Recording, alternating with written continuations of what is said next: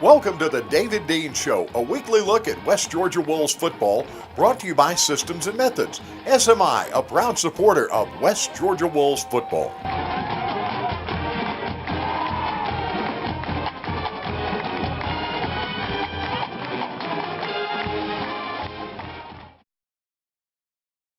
Wide, and they'll hand to Royalston on the hand sweep left. Cuts up, ran through an arm tackle. 5, 10, 15, 20. He can go.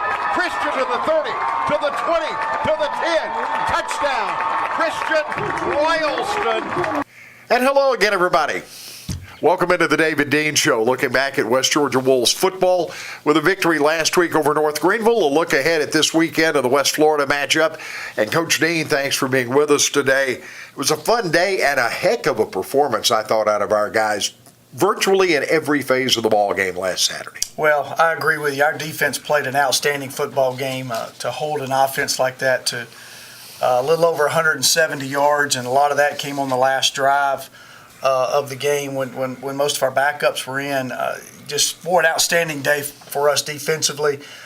We misfired a little bit early on, had some deep balls that we had a chance to make some big plays. Did make one big catch on a deep ball, but had it called back for a holding.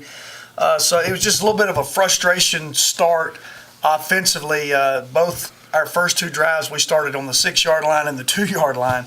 But we were able to put together that 98-yard drive there, which I think kind of loosened us up a little bit. And then we had another solid day of special teams. We had some great kickoffs, had great coverage. The two returns they had on our kickoff team, they returned to the 13 and the 14-yard line, so we held them inside the 15. So a great day, I think, altogether. I think all three phases played very well. A lot of places to start on this. You mentioned the 98-yard drive. You can take the wind out of somebody's sail with that. Of course, we had a couple of big plays in it, a great run by Willie to cap it, and a great block by K.J. Palmer to get him over the goal line. Exactly. He had a great block there to spring him to get him into the end zone, but the one coming off the goal line, Shannon Smith did a great job. It was a great read by Willie. He pulled that thing and got out. Shannon had locked down that safety and gave him an opportunity to run by scot-free where he didn't have to make any moves, and that got us a big gain right there. And I think a big key in the game was we held the ball so long in the first half. Our offense was out there for so long in that first half. It kind of wore those guys down a little bit. Even the first drive, we started the 6-yard line.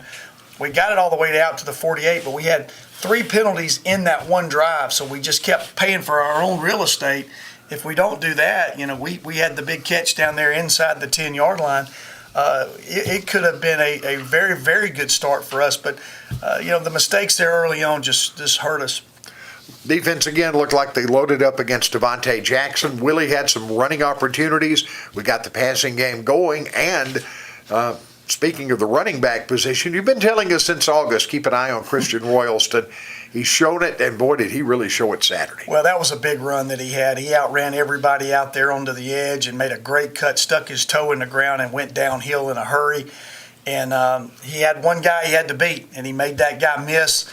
We had great blocking on the perimeter outside, and he was able to spring that thing and outrun all those guys. And what a great job by Malik Henry. If you see that at the end, about the 20-yard line, he's sprinting across.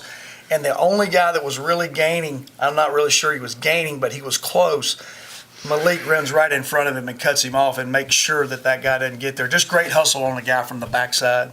Well, speaking of big play touchdowns, we had one from the defense, yet another non-offensive touchdown. Kicking game, defense, this time Baron Burns and a really good pick six. He really did. He was in the right position. I was kind of behind Baron and saw him read the quarterback's eyes, and that was one thing that I heard him talk about, and they were talking about on the sideline is let's look at this quarterback. He's kind of dictating where he's going to throw the ball. He's staring the receivers down, and I think Barron kind of baited him a little bit and saw his eyes and where he was going, and made that cut in front. And had great blocking, read his blocks very well. I was really excited to see our defense put a score up on the board. They've been playing very good, and for us to have another non-offensive touchdown now for the 5th straight week, I guess, that's just leads to great momentum for us. And you won the line of scrimmage on both sides, too. We did. Really, really proud of our offensive line.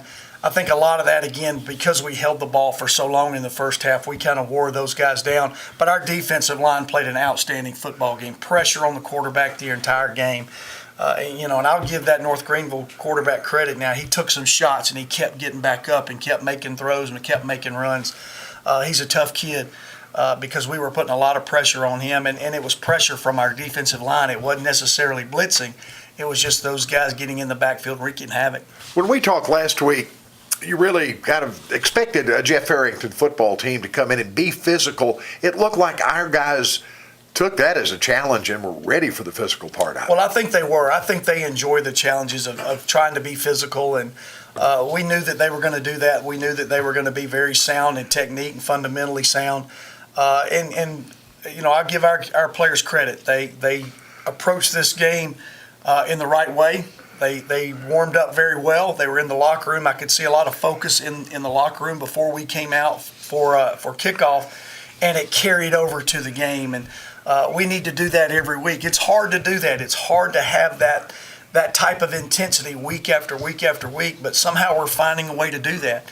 And I think that's one of the reasons why we're 6-0 right now. It's been a lot of milestones in this season for this football team so far. We've talked every week about Devontae, Willie Candler moving up in the top 4 of categories like touchdown passes and yardage, and he just keeps eclipsing folks all the way around. That's kind of a fun side event that doesn't get in the way of what's really important, and that's the team playing well. Well, no question. Our guys are breaking some records and doing a lot of good things, but you don't hear about that all during the week. We really don't know about it till after the game is over. And again, that's a credit to our players. Their focus is on the right thing. Their focus is on the game. It's the team. My assignment, what do I need to do to help our football team win? And that's a great approach that each and every one of our guys are taking out there to practice and then carrying over to the game.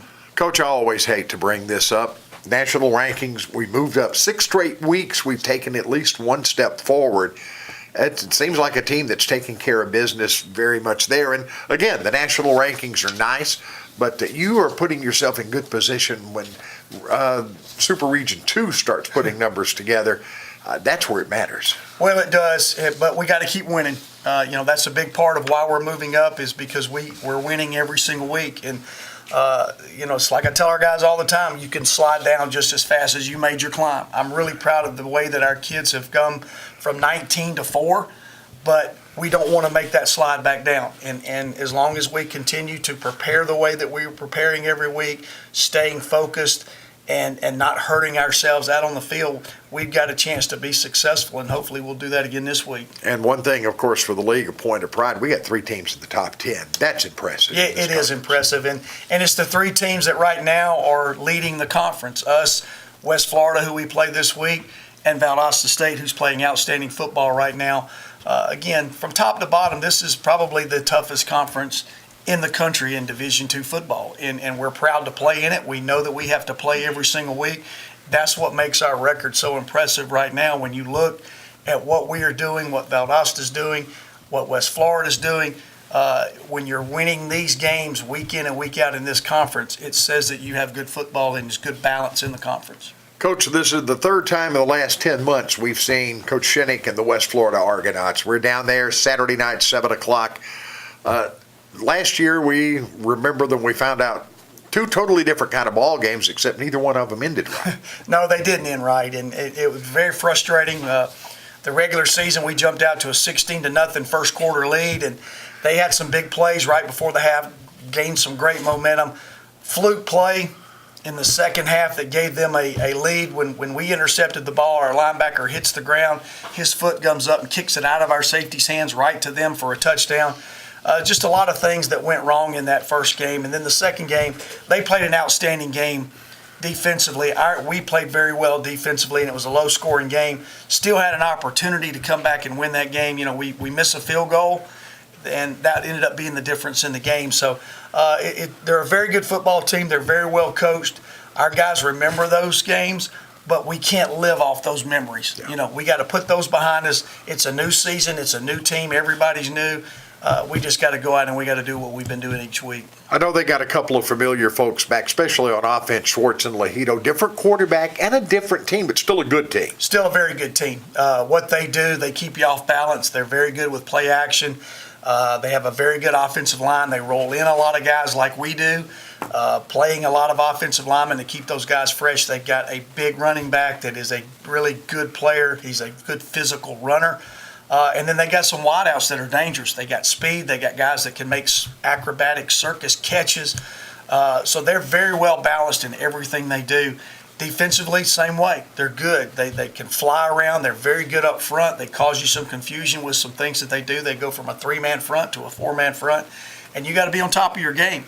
And secondary-wise, it's Florida. They got speed, and they're very good cover guys and mixing their coverages up. So it's going to be a heck of a challenge. It's going to be a great football game. It's one we're looking forward to. Just hopefully this weather's going to hold off and we're going to have an opportunity to play it. Yeah, early in the week we really have no idea, and of course we can send our thoughts and prayers to everybody in the Pensacola area, not just the university and the football program, that we all make it through this one. Well, there's no question. I just heard recently that it could be a Category 3 or 4 hurricane that hits that Panhandle area, and we pray for the safety of everybody. Hopefully it will die out as it gets closer to land, and hopefully everybody's taking proper precautions, but we do want everybody safe. We do want to play this game, but first of all, we want to have everybody safe and not have any kind of tragedies that take place in a natural disaster like this. Coach Dean, best of success there on the baseball diamond this coming Saturday night. That is kind of a little bit different. I've never been down there, so it'll be my first opportunity to go down to West Florida and see the stadium and see the water back behind. So I'm looking forward to it, and hopefully we'll have a good week and go down there and put on a good show. Absolutely. Looking forward to it. The West Florida Argonauts from the West Georgia Wolves, Blue Wahoo, 7 o'clock kickoff Eastern Time on Saturday evening. West Georgia number 4 in the nation, West Florida number 10, and defending national runner-up. Big ball game coming up this weekend. For Coach David Dean, thank you so much. Thank you also to Systems and Method, SMI, for bringing you this week's edition of the David Dean Show. And I'm Mitch Gray. Go Wolves.